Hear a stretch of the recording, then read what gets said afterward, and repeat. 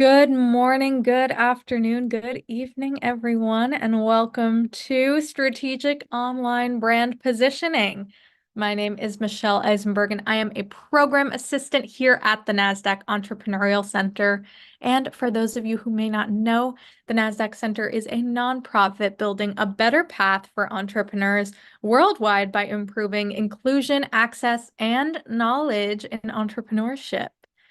So as you will see in the chat in a moment, the NASDAQ Center provides programs, resources, and exceptional mentorship to entrepreneurs across all races, industries, and geographies. So definitely make sure to check out those links and resources in the chat. And then just a couple of housekeeping items before we get started. First, let us know where you are dialing in from in the chat. We always love to connect. And second, we are going to open up for live Q&A at the end of the event. So please make sure to submit your questions for us in that Q&A function at the bottom of your screen throughout the presentation, and we will try our best to get to all of them.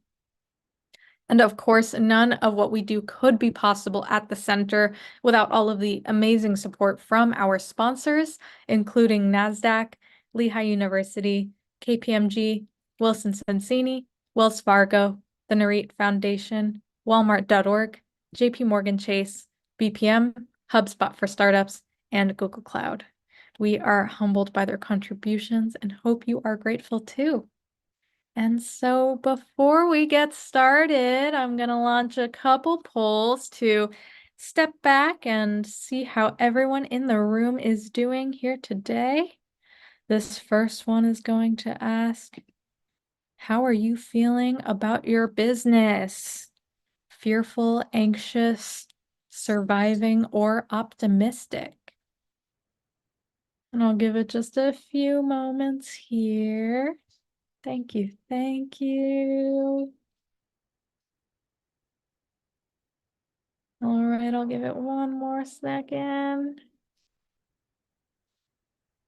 Awesome. All right, I'm gonna go ahead and end this poll and share these results.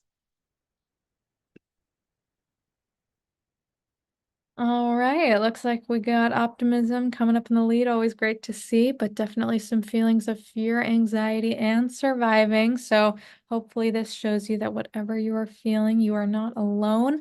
And hopefully this conversation and presentation will help alleviate some of those feelings. So I am going to stop sharing this poll and launch the second one. What is keeping you up at night? Finance, sales, marketing, scale, pivot, team, or surviving. And this one just tells us a little bit more about your current needs as an entrepreneur, so we can make sure we are continuing to develop programs and resources that are valuable for all of you. Awesome. Wonderful. We got folks from Arizona, Chicago, New Jersey, Atlanta, Georgia, Michigan, Panama, Chicago, Trinidad and Tobago, Rhode Island. Wonderful. Great to have you all over the place joining in. Wonderful. North Carolina, Munich, Germany. Welcome, welcome. South Florida. Awesome. All right. I'm going to end this poll and share these results. All right, it looks like finance coming up in the lead, sales and marketing close behind, and then we got some scale, pivot, and team in there. So wonderful. Thank you all so much for participating. Super helpful.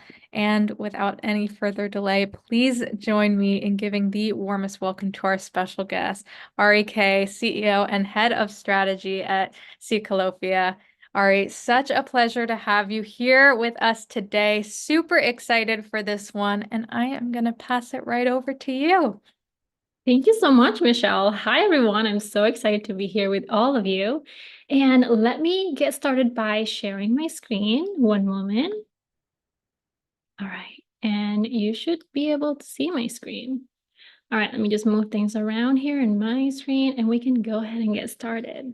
All right, so here's a couple of things about strategies for online brand, right? We're going to start with a couple of questions. I'm going to skip this slide because I have introduction already earlier from Michelle, and you probably have seen some of the information about me. But if you don't know, I run a creative company and website agency called Psycholophia. We'll get more into that a bit later, but I personally would love to get to know all of you. So if you can, why don't you tell me in the comment, share a little bit about who you are, what's your top online branding and or marketing challenge right now, as well as perhaps, some fun answer to any of the cue card in front of you. So let's get social a little bit, and get to know each other. Now, while you do that, these are the three takeaways that we are going to be diving into today. So we have target audience insights where we'll really try to understand, like, do we really know our target audience or do we assume that we know? How do we get to know them a little bit deeper, right? And then the second part of the takeaway is defining brand values and online positioning. Then the third part is amplifying your brand interaction, really getting to, engage more with target audience, understanding them, connecting with them so that they feel that you truly have their best interest, and then really getting back to your brand to purchase your services or products, or even becoming their, brand ambassador for your business. Now, before we get started, I have a special worksheet for you. So in the chat, you'll be able to get to the link and download the worksheet if you would like to really just alongside this particular session, you can dig deeper into some of your thoughts as well as jotting down that ideas and then follow along the session with the worksheet. Now, we are going to get started into the first part, but before that, I have a question that perhaps all of you already know the answer. You may already have a brand positioning, right? Especially for those of you who have been in business, let's say 2 years, 3 years, or even beyond that, right? You should already have your brand positioning. Some of you might not have a clarity in terms of do I really have a brand positioning? I think I do. Or is it really the right brand positioning? We're going to get deeper into that as well today. But I want you to also share in the chat if you are available. Just share I do have a brand positioning, or I don't have a brand positioning, or maybe I'm still tweaking my brand positioning. So feel free to share that. But big thing about brand positioning is that people tend to underestimate brand positioning because they feel that their target audience already know them. But if you don't convey your brand positioning, what typically happens is that your target audience may not know entirely what's unique about you. And why should they be choosing you over all the other brands out there in the marketplace? So let's get into the step number one. Step number one is understanding your target audience. And these are the questions that I love to just dive into when I work with any clients or businesses, and then just really trying to understand who are you trying to serve? Who is the right target audience for your business, for buying your product or even booking your services, right? Who are they really beyond their demographic information, beyond where do they live or hang out, as well as just beyond their age? Do we truly know their behavior or their thinking, right? How do they know where to get to you? Or before they get to you, where do they go first? Do they rely on very specific information? Perhaps it's online or through a magazine or through, inner circle referrals, right? Who do they typically rely on to get information about your business? So think about it for a second. If you understand your target audience, right? How well do you know them? Where do they come from? And do they typically prefer getting referral, or do they just prefer to search online and just find different reviews?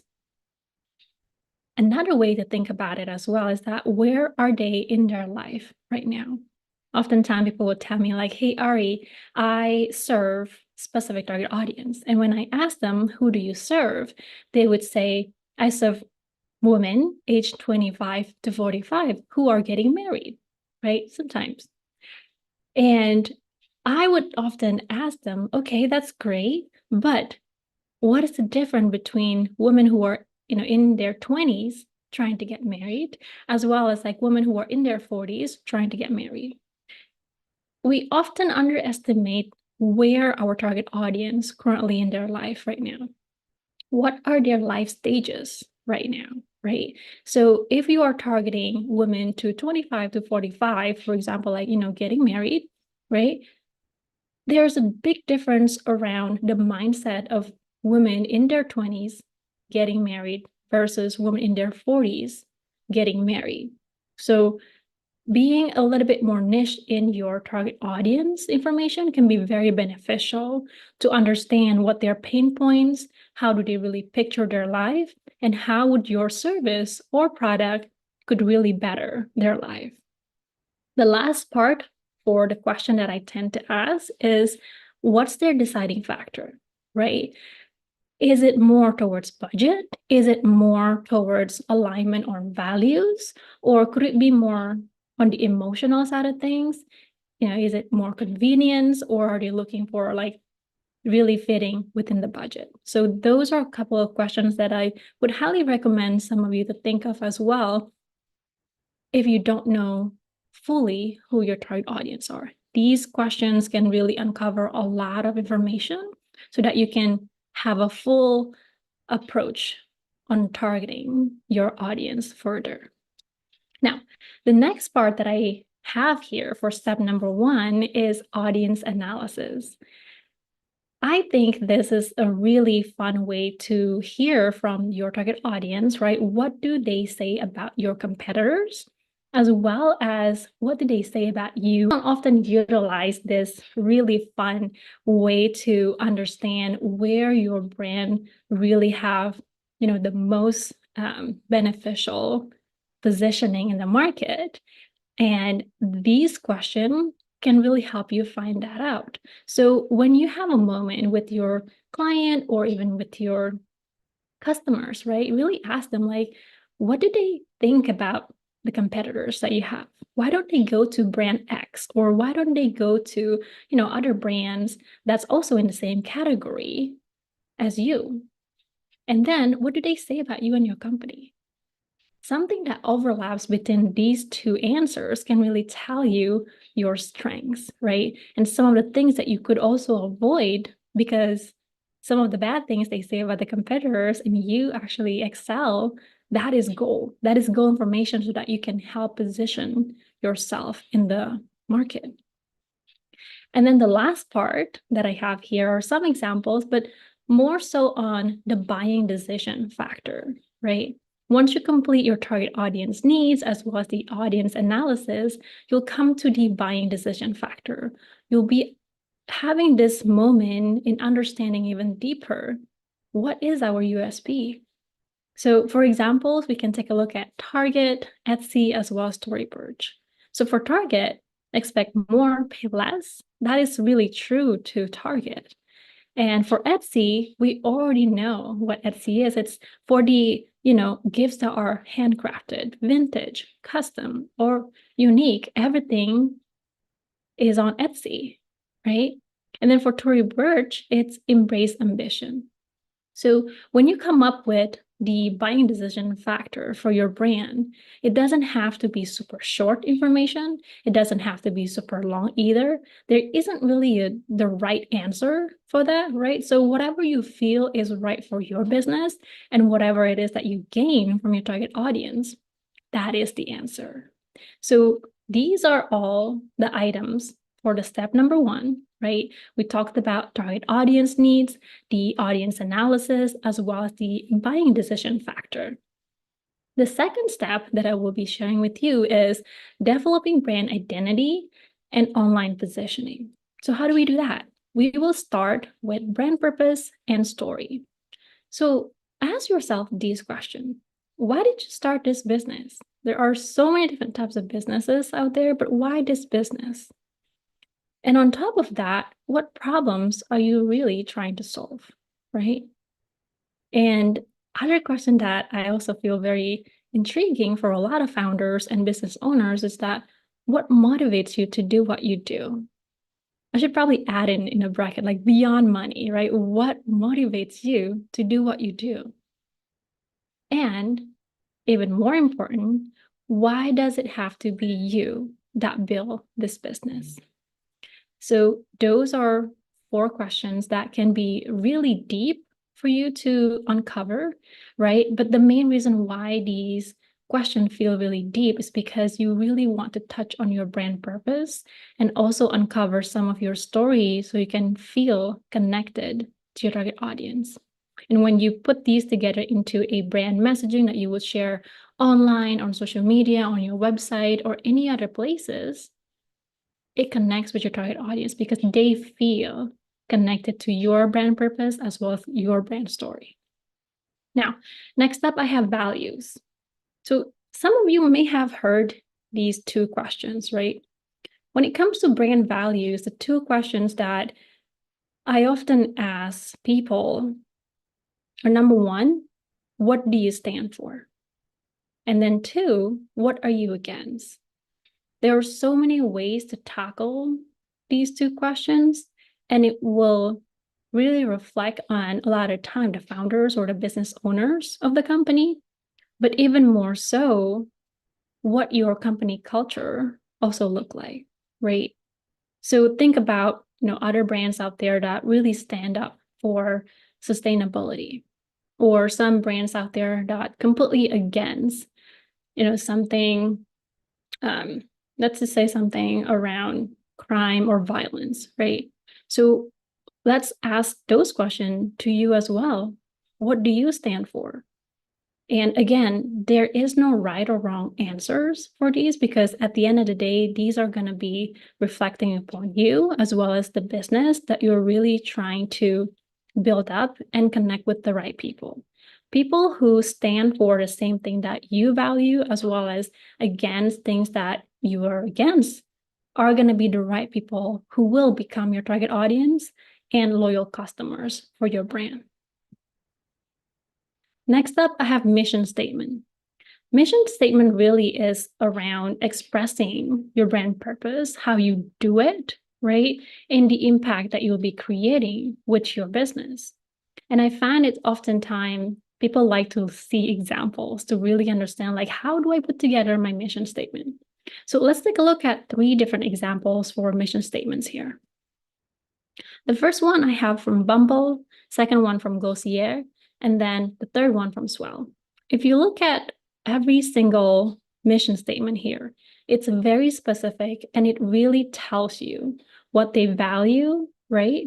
As well as like how they're planning to do it with the business. So take an example of Bumble.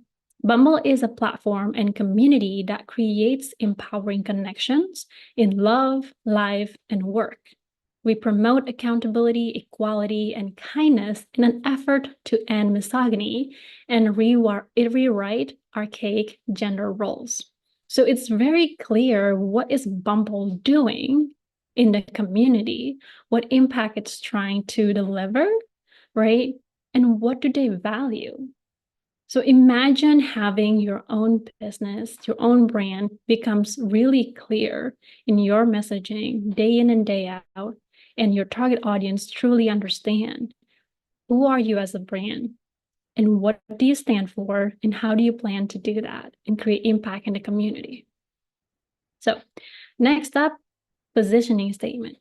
Same thing here. I will be sharing some examples for positioning statement. But in order for a lot of businesses to craft their positioning statement, not only you have to take a look at your target audience, right? Your competitors, as well as like what's really unique about you. You also need to understand like what are some of the buying decisions your target audience are looking at. So combining some of this information, you will have a powerful positioning statement. Why don't we take a look at what those examples look like? So we have Rent the Runway, Spanx, and Honest. First one, let's take a look at Rent the Runway because I think it's a really good example.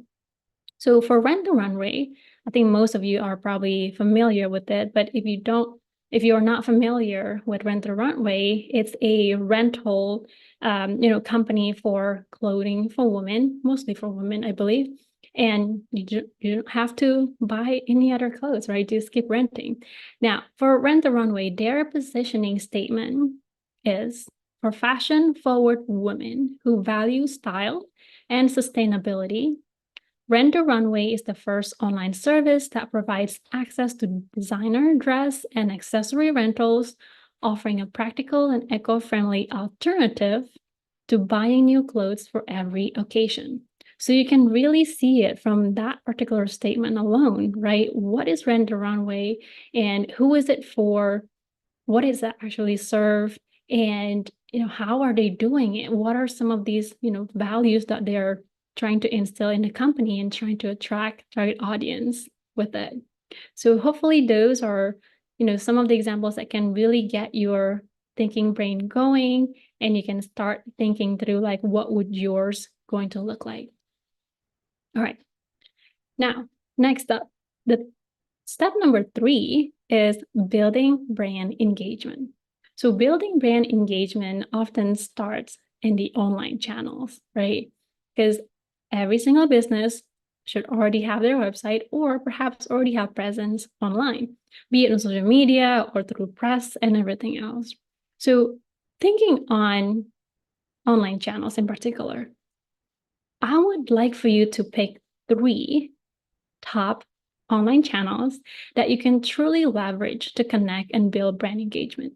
There are so many different channels out there online, and sometimes for a lot of us, it's not 100%.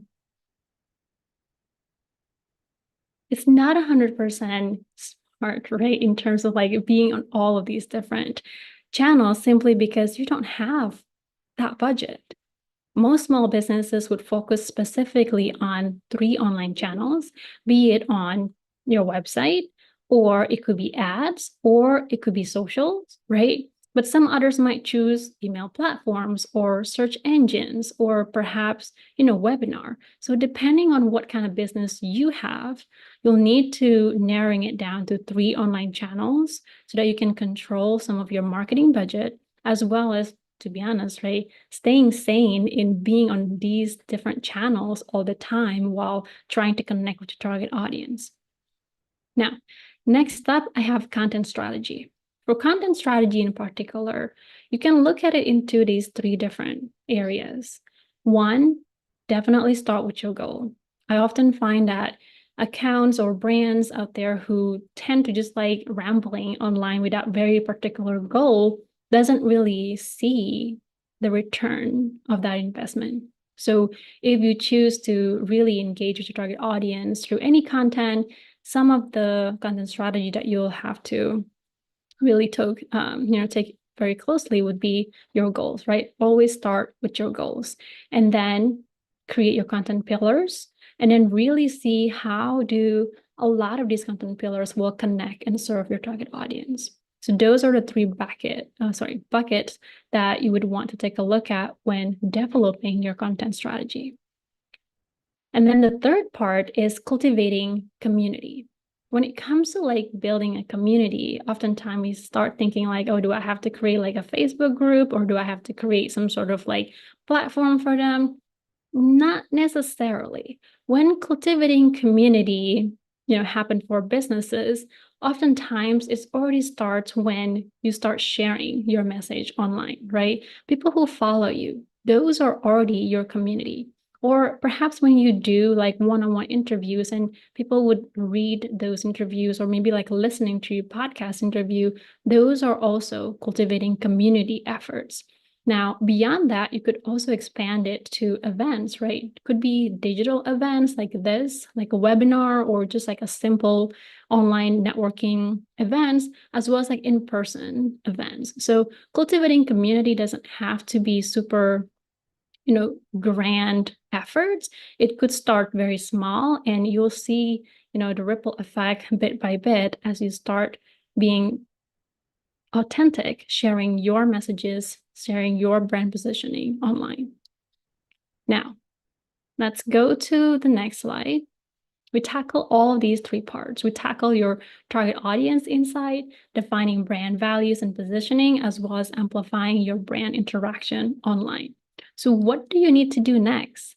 These are the three things that I would highly recommend for you to do next. The first one is updating your brand messaging. Once you narrow down all of those information through the worksheet later, make sure to update them so that it becomes consistent on all of your channels. So if you choose to update it on your website or any of the other three top channels that you have, make sure to update it so that everything looks consistent.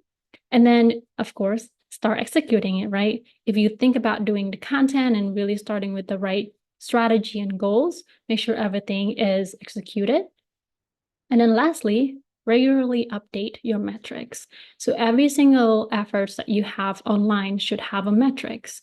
And after running it perhaps for like 2 weeks or 1 month or even like 3 to 6 months, you need to really review that metric to see whether or not the engagement is exactly what you want it to be, or perhaps there are other posts that ended up ranking better, have better engagement compared to what you initially thought. So you can adjust and, modify your strategies going forward. And that's pretty much all I have. If you'd like to learn more about what I have about made to sell or creating websites that convert an online brand, feel free to take a look at the book. And you can also download the first free chapter using that QR code. And another part, if there are any other questions related to like online branding or increasing conversion online, feel free to also like join us on our Facebook group for founders.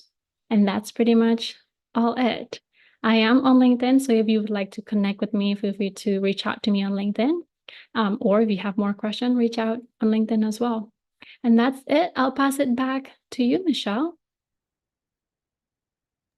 Wonderful, Ari. Thank you so much. Love kind of like the step-by-step approach. I think that's like something that founders like really value is kind of like I need direction here. There's so many available channels, so many, different kinds of strategies that folks are testing out these days depending on the industry. And so it can be really helpful to just have like a reliable framework for moving forward, especially in those early stages. So thank you. Anytime. And before we get into some live Q&A, I would love to, just dive into some of these concepts a little bit deeper. Something,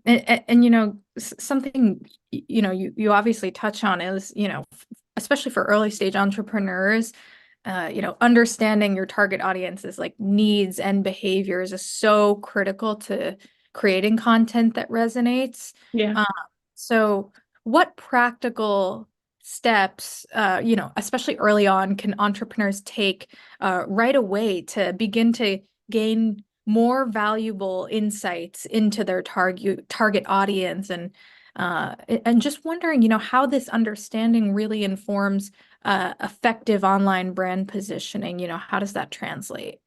Oh, I love that question. I feel like for business, especially who are in their early stage, right? Thinking 1 or 2 years in business, there's so many different opportunity to really talk directly to your target audience because you can be at, let's say, farmers market or even like a conference and have a booth there and really talk to the right people who could potentially be your target audience, right? Or even join a local chamber, right? And then meet the people within the area who might be interested in your business. I think the moment that you feel that you have a business idea and or at least somehow you can picture like, this is my target audience, find those people or be where they're at so that you can ask them questions.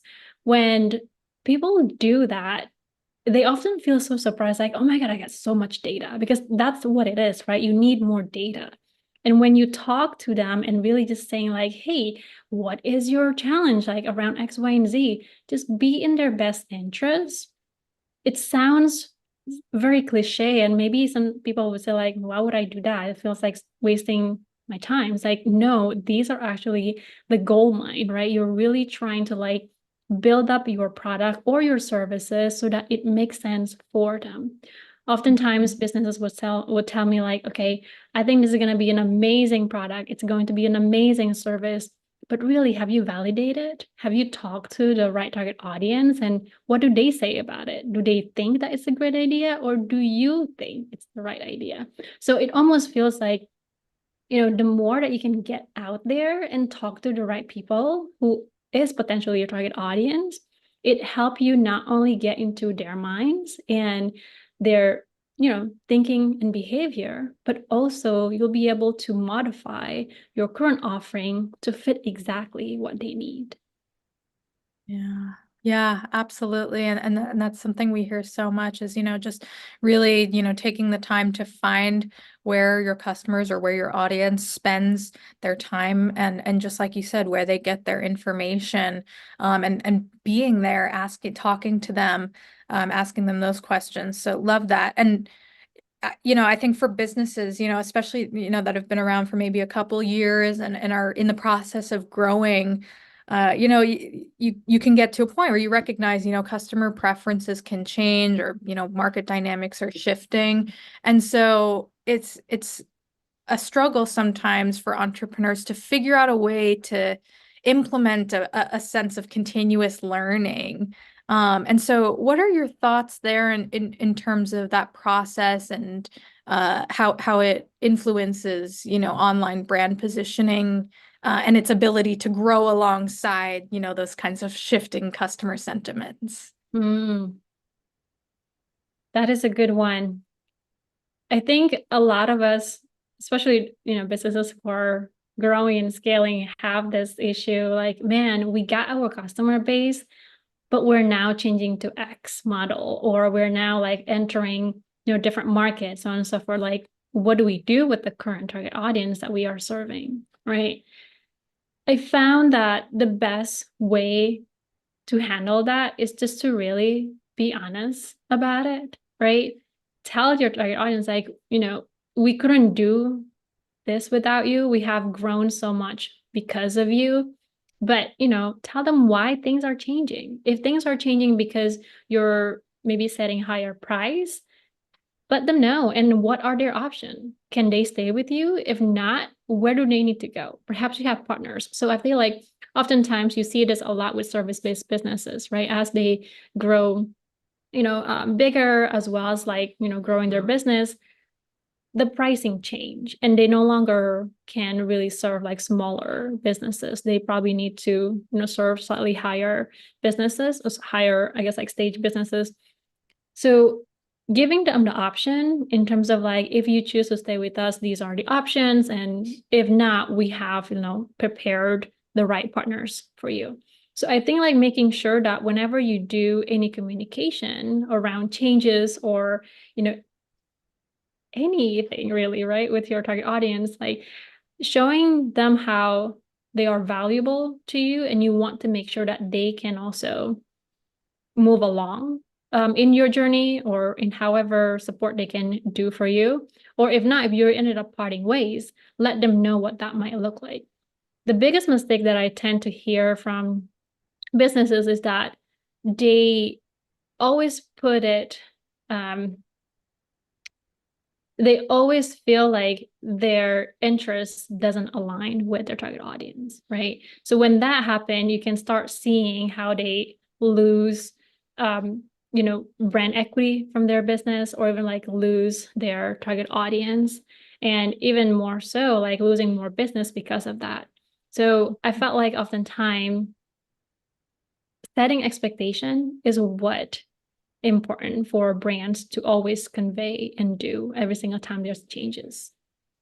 Yeah, absolutely. That's so important and really, resonates, I think, across industries and business stage. And I think you mentioned something there that is really critical in just kind of like, continuing to find ways to connect through values and of course, that transparency is so key.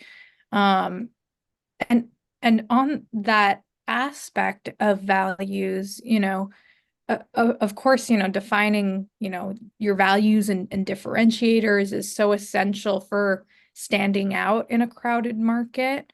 And so how should entrepreneurs, pinpoint which values are really key and that will resonate with their audience? And maybe from your experience, what are some of the common mistakes that you see founders make when trying to define these values and communicate their brand's, unique differentiators? Mm. I think when we talk about values, it can be overwhelming, but also like, where do I start? I think that's often the question I heard people do. Um, Start with those questions, like what is it that you're against, as well as like what do you stand up for? And the big thing is that don't overcomplicate it. Like make it as simple as you can. You don't have to create 10 values. In fact, 10 values is way too many, right? You can just start like one, two, three. I would say no more than five, because as soon as you go beyond five, then you just start to just like put way too much and push too much into your brand, right? And you might start losing it. Um, Defining your values can also be challenging because you might not know, it's like, will this resonate with people? It will, right? Oftentimes, it will always start with the founder, with the co-founders, or whoever it is that founded the business, because then it become the brand, and then it become the culture for you and your employees, or partners, or contractors that you decide to hire, but it needs to start somewhere. So don't overcomplicate it. If you feel like our core value is, let's say, always being transparent, always growing, or growth mindset, right? And whatever else you want to add into it, then that is the start. So start with it, because at the end of the day, you're going to have to start somewhere. And also, it's not going to be the only time you're going to define your core values, because your business will change, right? And so will your core values later down the road. Mm-hmm. Yes, I think so much of what you said there was so important. And it's so interesting because with we have our milestone mapping toolkit, and that's part of it is, mapping out what those values are and breaking them down to like a core three. And it's not that these other values aren't important. It's really just, building focus for your community to connect with. And so thank you. That's wonderful.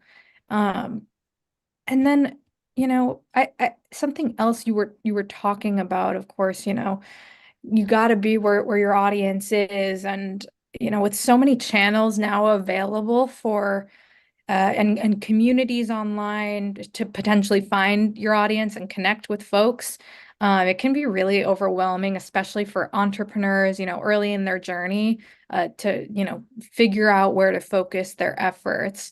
And so kind of like building off of that piece of the conversation, what strategies can entrepreneurs use to evaluate and select the right online channels that align with their brand's goals, beyond, where your audience is at? How do you kind of maximize that engagement? Mm, there's so many. I feel like there are just way too many channels. I feel like every day something new will come up. And the way I think of this, and oftentimes when we advise entrepreneurs, is that you have to gain that info, one, from your target audience, but also look at your market, right? If you are in a very specific business, let's say you're B2B, or maybe you're direct to consumer business, you can already see what your competitors are doing. Now, I'm not saying that whatever your competitors is doing, you have to do. No, it's a starting point, because something works for them. Now, how do you map out what would work for you and your target audience? Because sometimes, right, even if it in the same industry or in the same market or category of business as your competitor, your target audience might not, you know, coming from exactly the same channel. It might come from completely different channel. So a starting point would be to look at your competitors, right, and what they are doing. but also looking at your target audience needs and wants. So when you do a lot of this conversation with your target audience, really just ask them like, how do you learn about X, Y, and Z business? Maybe it's in your category. Or if you were to purchase X, Y, and Z, where do you go? Right? You can start like understanding like the places that your target audience would typically consider before they find the right solution. Some of them may find reviews on Yelp instead of Google, right? Or some of them might find information on Reddit instead of, again, maybe Google or newspaper. So understanding like where do these people typically go to in order to search for your information or relevant product and services that you have. So there's that one. Now, choosing which platform, whether it's LinkedIn, TikTok, Instagram, what have you, there's just way too many. Like, how do you know specific platform will bring in the ROI? So again, it's going to be a combination between like what your target audience are saying, as well as like what do typical businesses in your industry are doing, right? So those will be my strategies in terms of like starting out. And then often always, right? You guys always will have to like review it, because when you stop reviewing engagement or like understanding like how do people find us, then you stop trying to understand where to focus your business in terms of like getting the exposure, like being on top of the minds of, being on top of minds for your target audience. Mhm.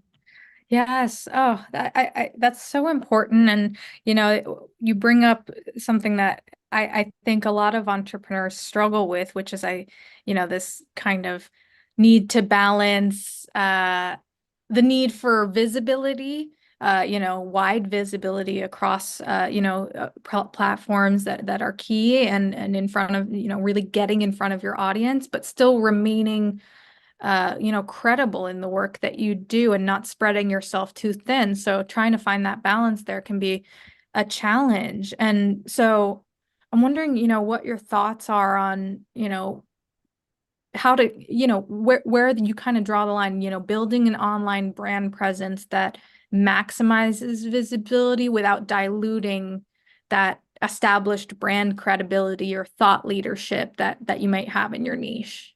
Mm. A couple of thoughts on that. Just speaking around platforms in particular, earlier we touched on those.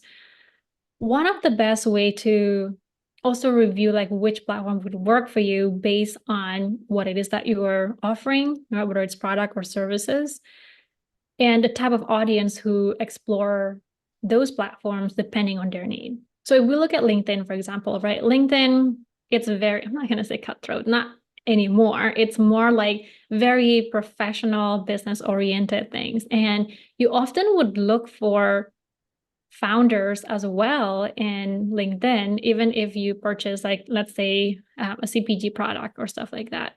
But you still want to go to LinkedIn to find out about some of these people because you were curious about their story. You're curious about how they run their business, so on and so forth, right?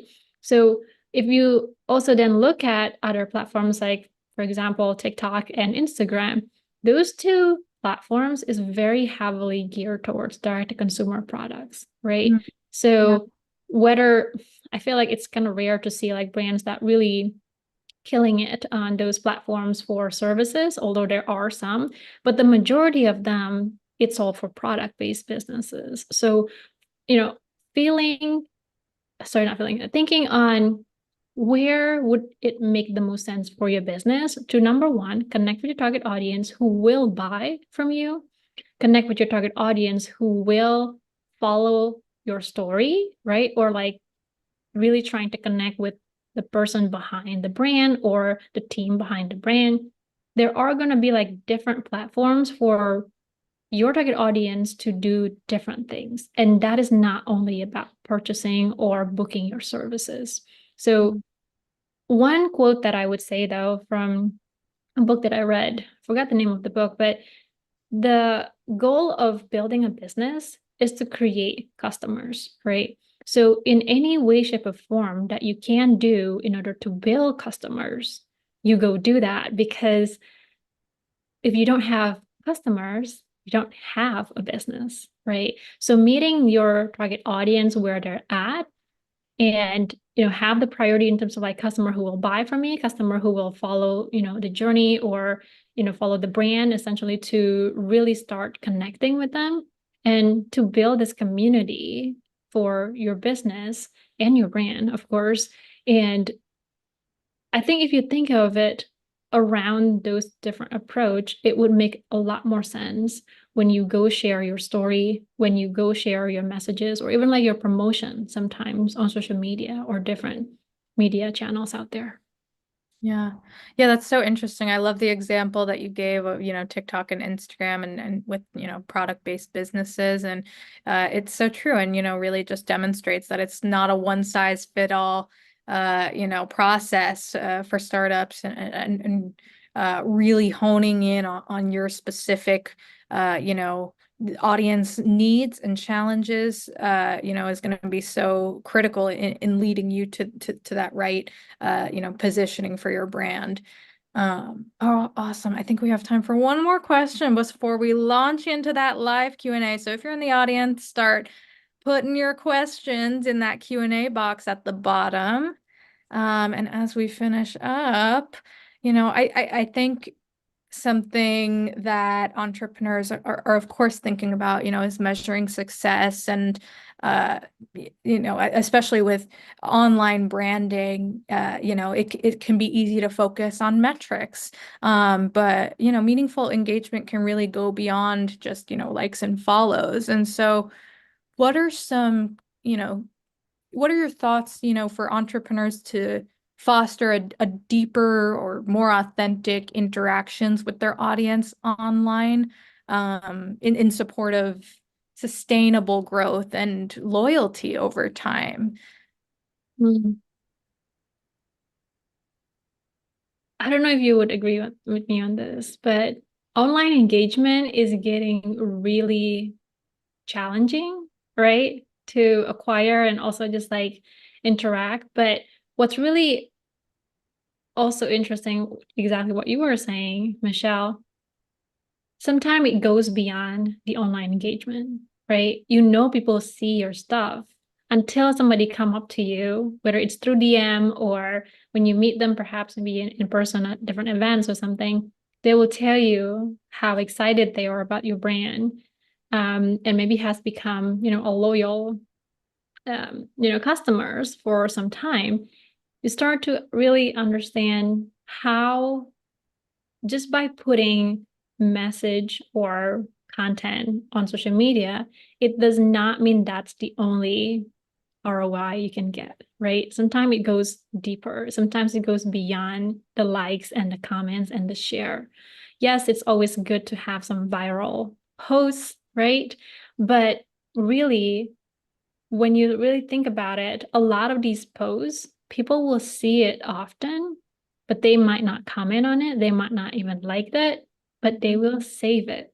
Sometimes you can even see like how many people would actually save some content, but they didn't comment on it. They didn't, like the posts. So that will tell you that people actually really value some of those posts.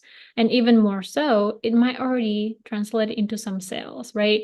Having some connectivity between your online channels, wherever it is, maybe it's LinkedIn, Instagram, TikTok, what have you, making sure that it lead back into your website or any platform that you could track visitors, right? As well as conversion, that would also then be super helpful because then which platform brings the most visitor that would then convert into sales or bookings or whatever conversion that you have set for the business. Love that. Love that. So yeah, kind of, really identifying what your impact goals and tracking against those versus, just maximizing, quantity, in any one channel or more. So that's great. Ari, this has been such a wonderful conversation, and we do have some time for live Q&A. So if you're in the audience, make sure to drop those questions in. We'll try to get to all of them. So we got a question here. Do you think polls on your social media pages are good tools for finding out what type of content to create and share? And I guess if not, what do you think are good tools, for finding, asking Yeah. those kinds of questions? Yes, definitely yes. I often get a lot of insights using polls, sometimes on LinkedIn, sometimes on Instagram and stuff like that. Because when people see some questions, they want to contribute. It's like, oh, I know the answer, right?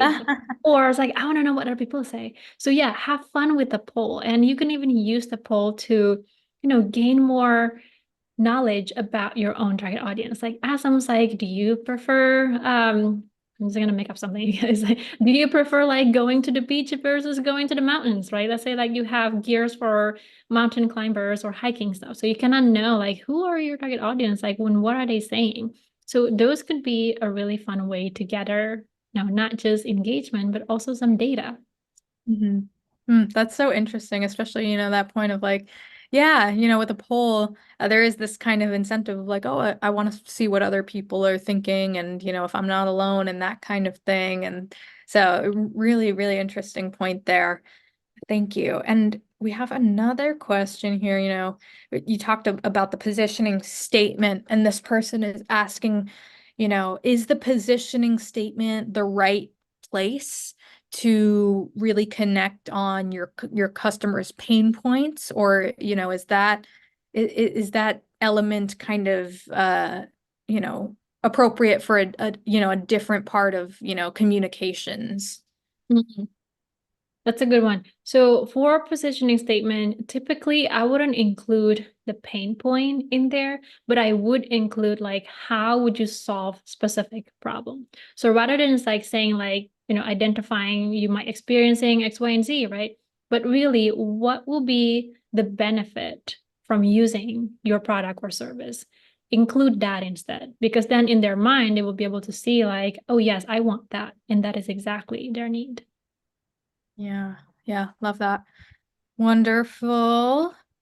Awesome. We have another question. I think this is a great question. We have so many founders in the community that, are just starting out, maybe they have limited capacity, limited capital, and they're just, trying to establish, an online presence. And so this person is asking, if you want to build a simple website and, I would expand that to just, an online brand presence, but you Yeah. can't invest a whole bunch of money for, designers, where should you start?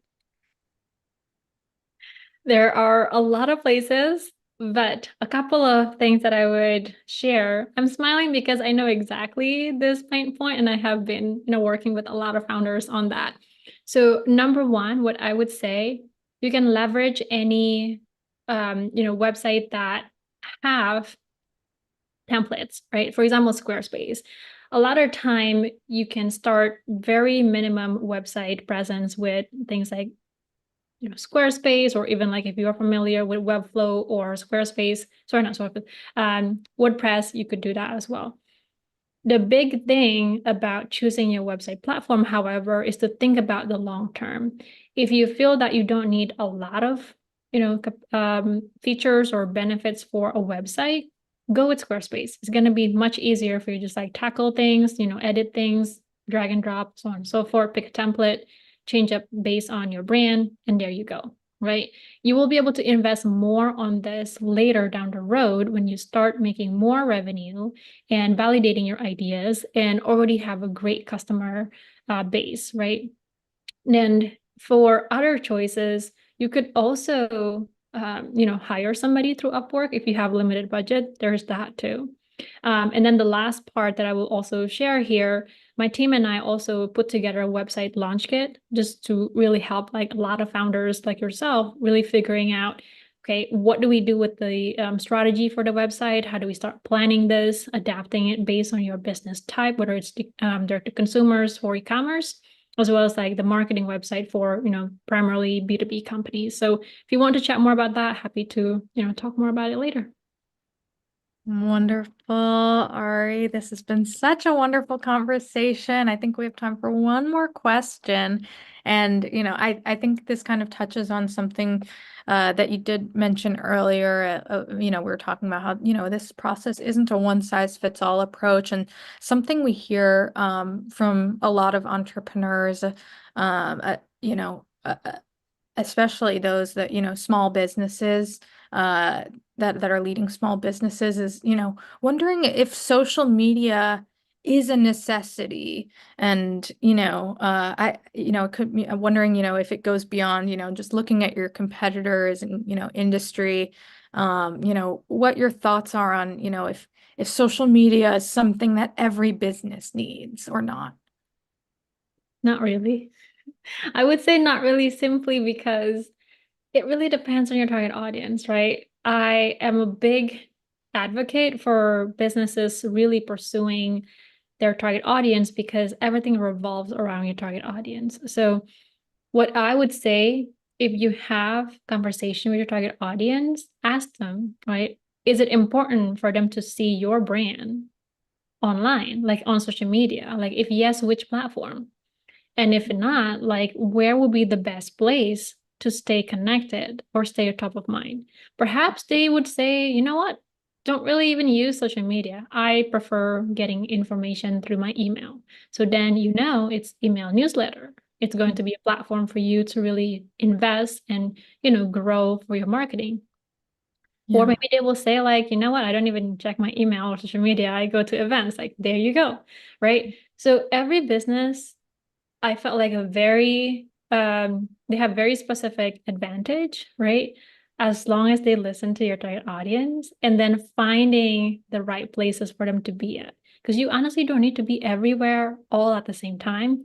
Not only it's exhausting, it's not realistic, right? And you're going to be burning so much marketing money just to do that. So being strategic in terms of like finding where your target audience at and be right in front of them, that's the best use of your marketing money. Yeah. Wonderful. Ari, this has been such an incredible hour. Thank you for, just an amazing overview and clear framework for online brand positioning. And on behalf of the NASDAQ Center and everyone here today, just so thankful that you joined us. Thank you so much for having me, guys. Wonderful. And to our audience, we'd love for you to join us again for upcoming webinars, which you can view using that link that's going to be posted in the chat. And thank you all so much for joining us today. We look forward to welcoming you back online with us soon.